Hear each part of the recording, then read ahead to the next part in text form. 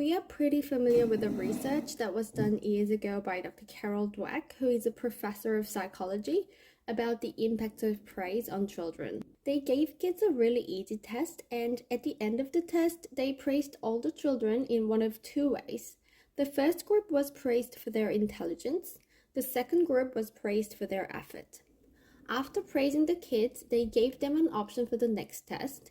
The first option was a harder version, which provided great opportunity to learn and grow, and the second option was an easy version.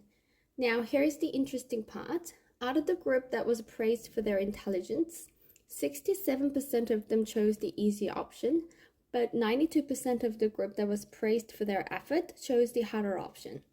Afterwards, Dr. Dweck wanted to look at how these kids react when they were set up for failure.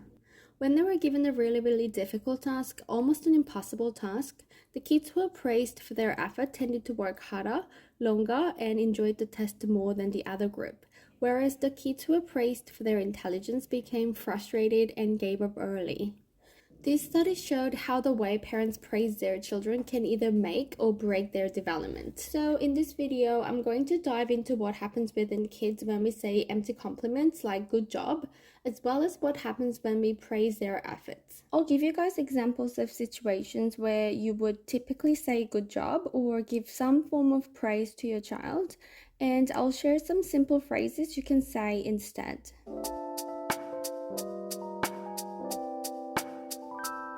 Hey guys, welcome to my channel. My name is Hazy. I'm a working mom of a 32-month-old toddler named Alina. When I first discovered the Montessori method, one of the things I found really interesting about it was the way parents and teachers praise children. In a Montessori setting, we try to give encouragement rather than praise. We acknowledge the process and the child's effort rather than the end result or the person. And we give descriptive feedback rather than evaluative praise. So Montessori parents typically don't say things like good job, clever girl, or you're so smart. And praise that's given instead is a specific praise emphasizing effort, something like you really worked hard on that. So saying good job to your child may not be the best praise phrase. It may even be harmful. Why? It takes away their intrinsic motivation.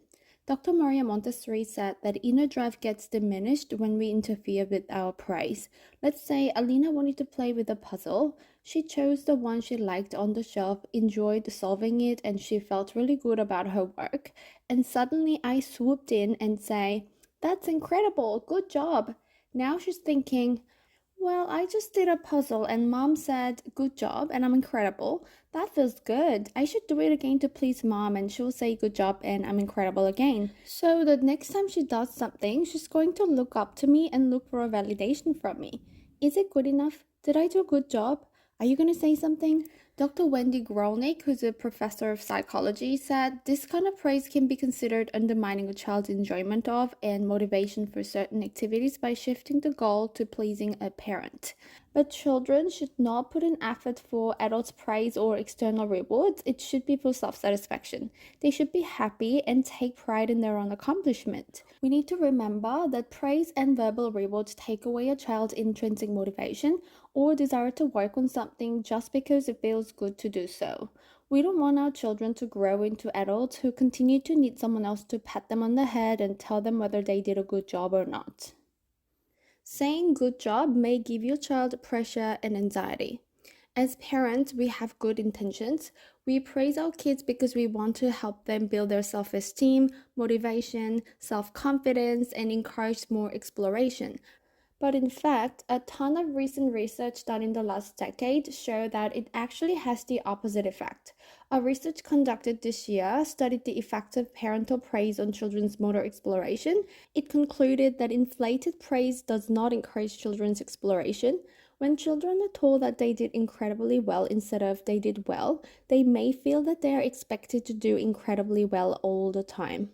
Dr. Dweck studied the effects of this type of praise and found that children felt pressured to live up to their parents' praise, and this could lead to panic and anxiety. But when children were praised on their efforts instead of themselves, it turned out that these children gained confidence and felt empowered to try new things, and we are encouraging them to have a growth mindset versus a fixed mindset. Dr. Dweck and her colleagues conducted a study on growth mindset versus fixed mindset to describe these differences. Children with a fixed mindset believe that they are either good or bad at something and they can't change that, and these children were afraid to challenge themselves out of fear of letting down their parents. Subsequently, they avoid challenges for fear of making a mistake and not being good enough. On the other hand, children with a growth mindset believe that they can work hard at something to get better at it, and they are more motivated, resilient, and high achieving. They love a challenge because they understand that their abilities can grow through their hard work. They process the error deeply, learning from it and correcting it. In the world we live in today, if we could help our children build growth mindset from a very early age, isn't that just a wonderful gift that we can give our children? So, how can we actually raise a child with a growth mindset? The answer is pretty simple and an easy fix. We can praise wisely. When they build a Lego ship, when they brush their teeth, when they finish their salad, when they use their potty, when they sing and dance like a pro, if they're not asking for praise from you, there's no need to say anything. It's us who feels it's necessary. Children actually don't need it. If they come to you and say, "Mom, I pooped in the potty," and expect some sort of complimentary comment from you, that's a different story. But if they seem to be happy and proud and not even looking at you, don't take that joy away from them by saying good job. Let them enjoy the feeling of pride and accomplishment. They will come and find you if they want to celebrate it together. Imagine your child has just mastered putting clothes on. This process usually takes some time to accomplish for a toddler. In situations like this, parents would typically go over the top and say, "Oh my God, that's amazing, you clever girl, I'm so proud of you." Your child doesn't need it in order to continue to dress themselves. Instead of saying all of these inflated praises, you can say something like, "Wow, that took a lot of time and effort and you still never gave up. You did it." Let them know that you noticed how long it took and how hard they worked.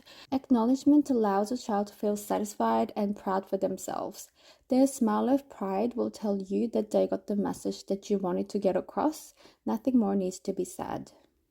Avoid praising your children about areas over which they have no control. This includes any innate and unchangeable abilities such as intelligence, physical attractiveness, or athletic or artistic gifts. You should direct your praise to areas which your children have control over, such as effort, attitude, responsibility, commitment, decision making, compassion, generosity, or respect.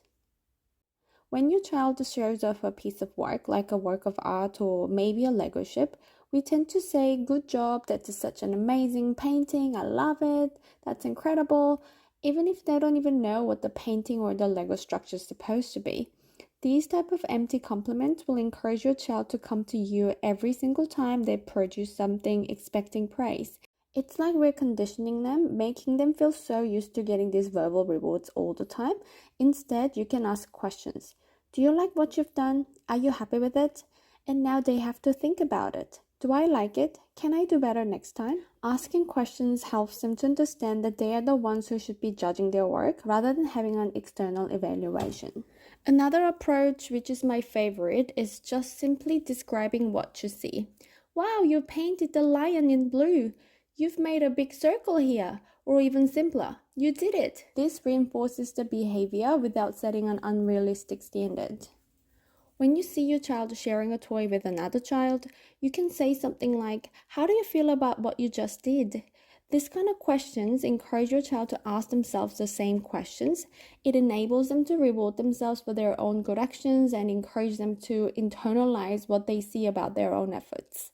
Or maybe consider just biting your tongue and not saying anything, especially when they're not asking for it. Children don't need us to point out each of their good behaviors. They will have a direct feedback from that friend, and that'll be enough. By letting them come to this realization on their own, they will learn to reinforce themselves without any validation from parents. When your child helps you with something like folding laundry or putting away dishes, rather than good jobbing them, say, "Thank you for helping fold the laundry," or "It really helped when you put away all the dishes, thank you." That's all you would say to anybody else. You don't need to go overboard to encourage that behavior. Just a simple thank you will be enough. Now, this is the last one. When your child is working hard on a puzzle, for example, and not getting it right, and your child seems to be very frustrated, watch how you react to your child's setbacks or failures. If you look at their mistakes as an interesting opportunity for learning, saying things like, "Let's see what you did, let's see what you can do now," kids will develop a growth mindset. But if you react to your child's mistakes or difficulties with anxiety and concern, these kids are not going to develop a growth mindset. Remember that kids need our support and encouragement all the time, not just when they accomplish something praiseworthy. So this is it. I hope you guys find this video helpful. If you agree with me or disagree with me, let me know in the comments down below, and please share with us how you praise your child. I would really love to hear from you guys. If you like this video and want to watch more videos like this, don't forget to give it a thumbs up. I create videos about Montessori at home, Montessori activity ideas, and Montessori inspired home makeover. So if that sounds like something you want to watch more of, please subscribe to my channel and hit the notification bell so you don't miss any of my future videos. Thank you guys so much for watching, and I'll see you next time. Bye!